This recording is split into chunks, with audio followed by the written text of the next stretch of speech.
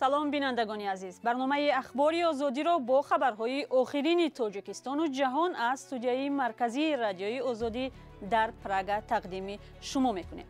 имрӯз 28 июл аст ва дар барнома ин гузоришҳоро дорем. сарфи назар аз тамоми мушкилот ва баҳсҳои додгоҳӣ Тоҷик Эйр умед дорад ҳавопаймоҳояш ба парвоз медарояд. коршиносон ба ин хушбин нестанд.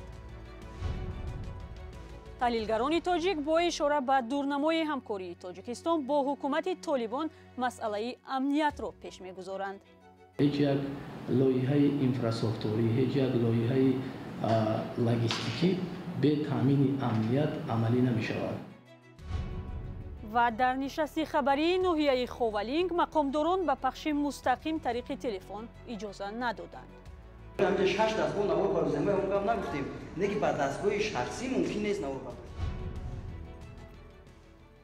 масъулини ширкати давлатии Тоҷик Эйр аз қарори додгоҳи олии иқтисодии Тоҷикистон розӣ нестанд ва мегӯянд барои дифоъ аз ҳаққи худ талош мекунанд.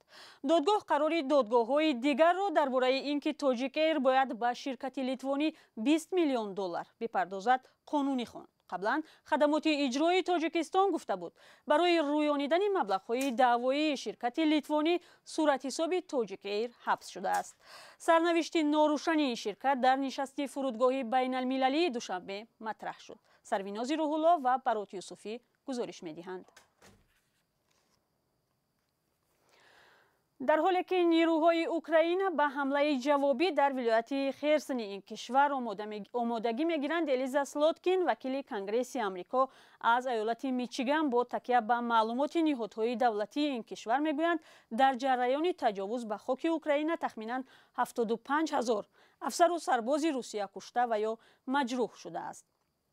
чанде пеш идораи марказии иктишофи Амрико гузориш дода буд ки дар ҷангҳои Украина камаш 15,000 низомии Русия кушта шуд.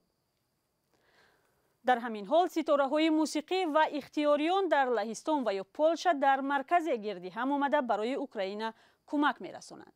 ин марказ баъд аз шурӯи ҷанги Русия дар Украина таъсис дода шуд. дар он паноҳандагони украинӣ ва афроди машҳур кӯмакҳои аз тамоми ҷаҳон ҷамъоваришударо банду баст карда ба ниёзмандон мефиристанд. дар миёни онҳо гурӯҳи роксарои украинӣ «Калуш» ҳам ҳаст. Мумин Аҳмадӣ гузориш дорад. маркази кӯмак ба Украина дар Люблини, Лаҳистон. ҳар рӯз дар ин ҷо 150 ихтиёрӣ кӯмакҳои аз тамоми ҷаҳон ҷамъомадаро ҷобаҷо ва бандубаст мекунанду ба Украина мефиристанд.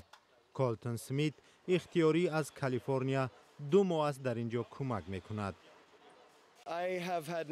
ман дар тамоми зиндагиам бо ягон ҷанге чун ҷанги Украина робита надоштам. ман вазъеро ки аз замони инқилоби соли 2014 ба вуқӯъ мепайвандад пайгирӣ мекардам ва натавонистам бетараф бошам. ман дар Калифорния кор мекардам ва вақте ин ҳамла сурат гирифт хеле дилшикаста шудам. ман дигар табассум карда наметавонистам.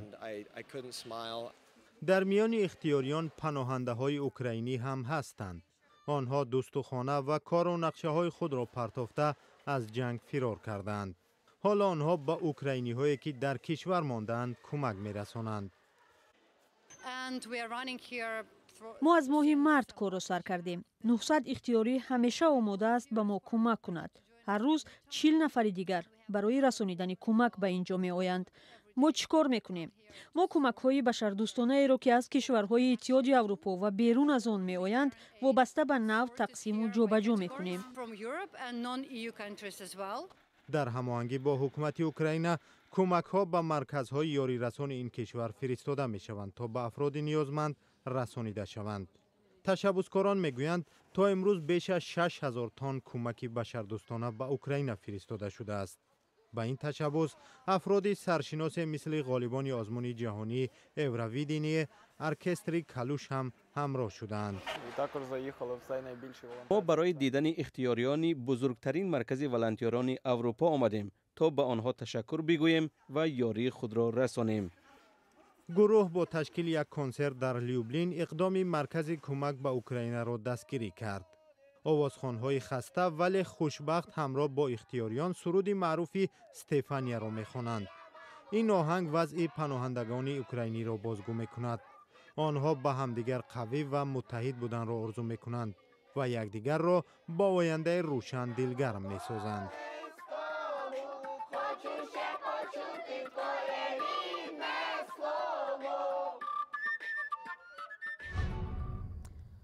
و حالا برمیگردیم به تاجیکستان و گزارش درباره سرنوشت تاجیکی رو نشر میکنیم که چند پیش به دلیل تکنیکی آن را نتوانستیم نشر کنیم.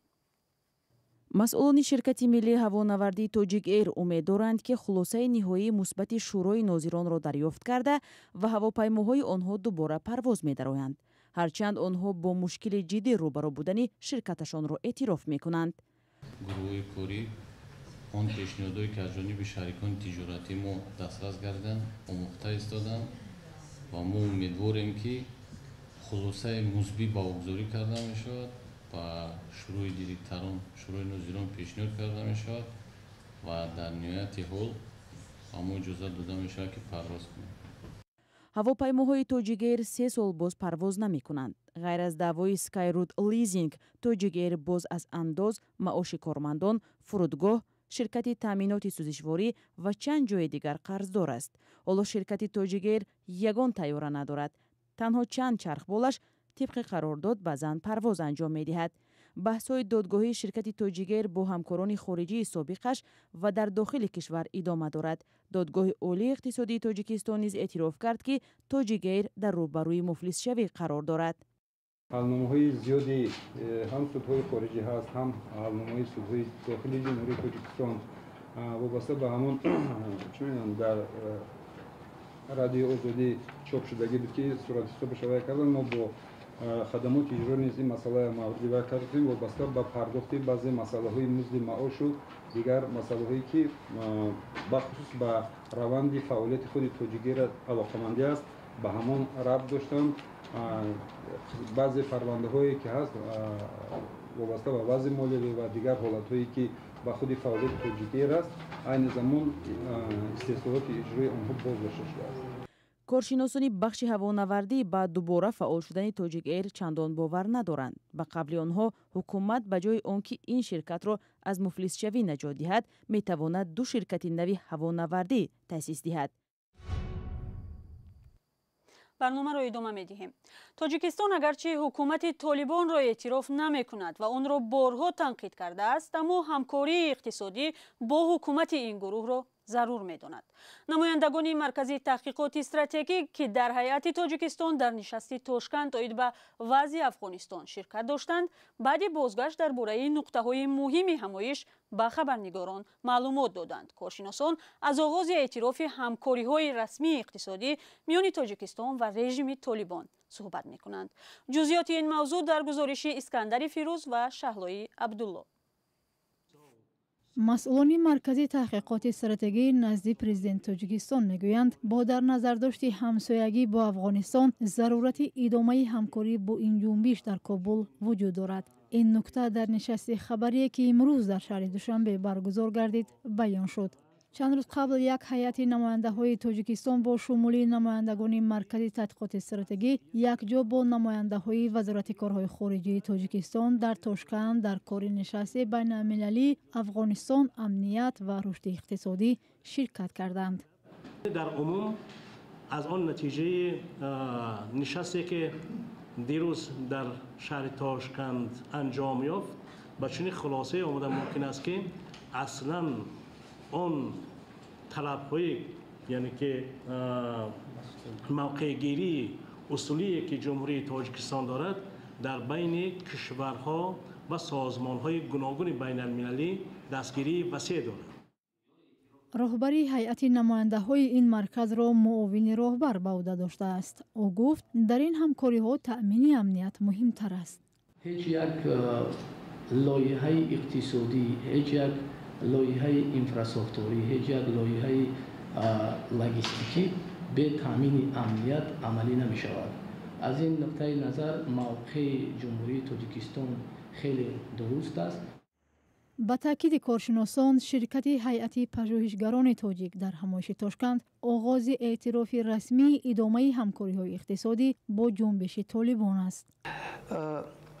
چون تاجیکستان برای برآمدن به بازارهای آسیای جنوبی برای رسیدن به بحر و اقیانوس ها حتما باید که از طریق افغانستان گذشت داشته باشد و هر چقدری که ما امروز تأخیر کنیم در شروع کردن همکاری ها همونقدر این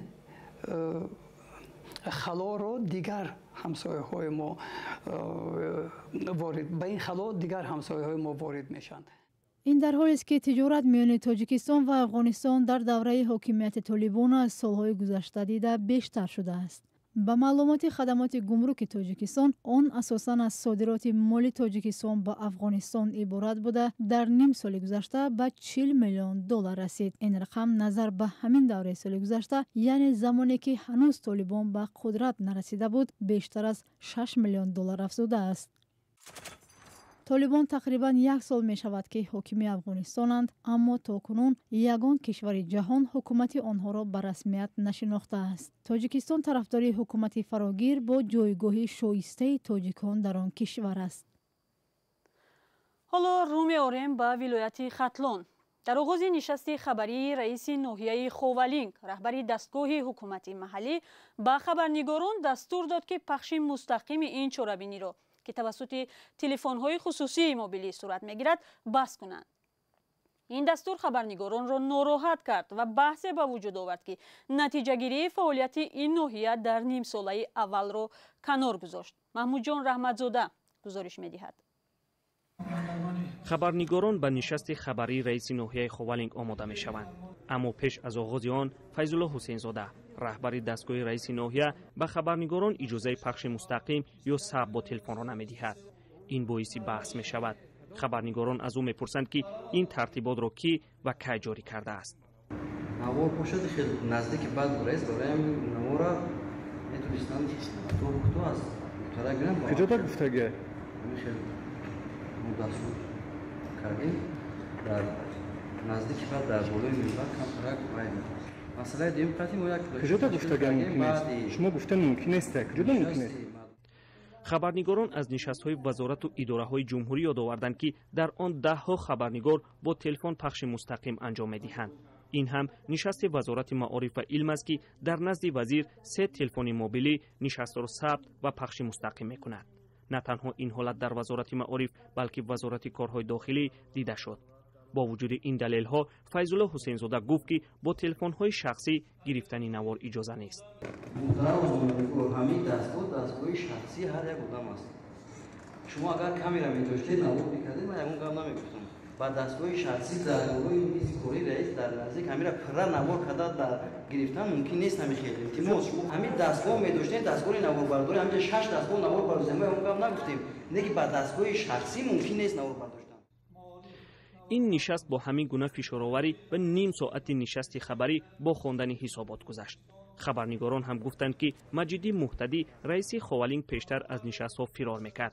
اکنون ترتیبات نو جاری میکند.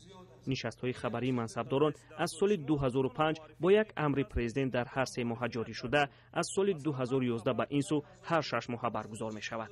حالا در وزارت و اداره‌های تاجیکستان موافق این امر نشست‌های خبری جریان دارد. خبرنگاران هم سال از سال گله دارند که نشست‌های خبری کم رنگ‌تر می‌شود. حتی برخی رهبران به نشست‌های مطبوعاتی نمی‌آیند. اکنون در برخی از آنها فشار به خبرنگاران مشاهده می‌شود. محمود جان رحمتزاده، آزادی، خوالینگ. ضمناً بیننده عزیز، شاید شما هم میدونید رادیوی آزادی تقریباً از همه نشست‌های خبری در صفحه‌های اجتماعیش بخش مستقیم نشر می‌کند. شما می‌توانید صحبت وزیر و رهبران نهادهای کشور را در صفحه فیسبوک آزادی و هم وبسایت ما ببینید. اخبار آزادی به پایان رسید. مقاله‌های خواندنی و نوار و عکس‌های دیدنی بیشتر در وبسایت azadi.org و صفحه‌های رادیوی آزادی در فیسبوک و اینستاگرام، تلگرام، توییتر پیدا کنید. تا دیدار، خدا نگهدار.